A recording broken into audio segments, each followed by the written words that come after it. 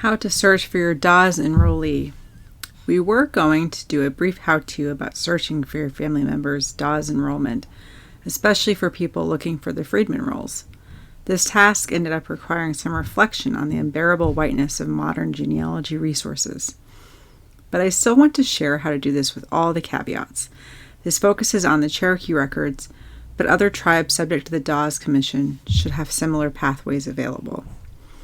If you have oral history or documentation that your ancestor was specifically Cherokee and you know their name, the Cherokee Nation helpfully provides advice we have linked below. The index for the final rolls of citizens and freedmen of the 5 civilized tribes in Indian Territory is available from the National Archives for free. A person's Dawes enrollment application often includes the names of their immediate family. There can be dozens of pages of typed testimony, birth and death records, and even land allotment information. It can be a rich source of information on an individual's life from about 1860 to 1905, even if they did not get enrolled. The best part is, the packets are partially available online.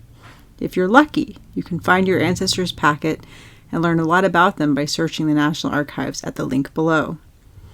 The Oklahoma Historical Society, OHS, is a way to find all Dawes records and buy physical copies of them. The one problem I have with this process is that copies cost the user $35 per packet. That's a barrier for many people, especially since the search return only gives you names and ages in about 1900. You can't be sure you have the right Joe Smith without getting all of them. You also need to be realistic about what these records include.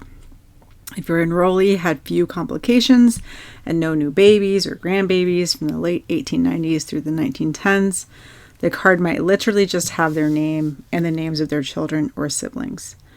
Ironically, people who had to struggle to get enrolled might have a small stack of affidavits, handwritten forms, and typed testimonies in their packets.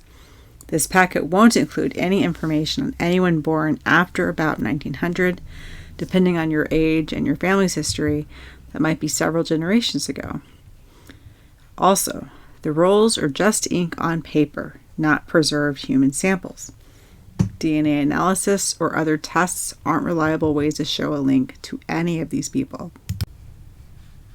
The February 19th, 2022 presentation of Jalagi, Wherever We Are, 2022 Cherokee Freedmen Edition, gives some excellent background on the Cherokee Nation 1866 treaty and the context behind our enduring kinship with the people descended from freedmen. So, you can see whether a name is on the rolls with the National Archives, but you can't always get detailed records without going to a private company that has done the work of digitizing those records and making them searchable. It's worth checking with your local library to ask if you can access Ancestry.com for free through them. My local library offers access to Heritage Quest Online, which is a different door to the Ancestry.com database. It shunts the user to the for-profit arm of Ancestry.com pretty quickly, so prioritize the questions you ask that database. The full Dawes enrollment applications or the Dawes enrollment jackets records have a lot more detail than the other options, but can be troublesome to access. If you're looking for a common name or several people, remember to take any user-generated family trees with a grain of salt.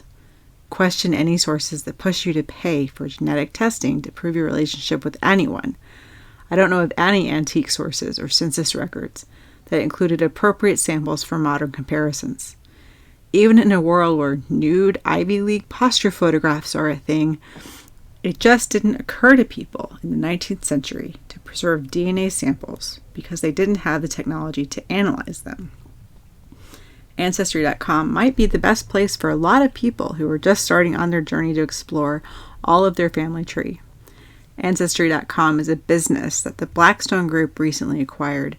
It is not a public service, it's a business. That's not automatically bad, but it's something to keep in mind as you consider what biases that system is feeding and what it is actually selling.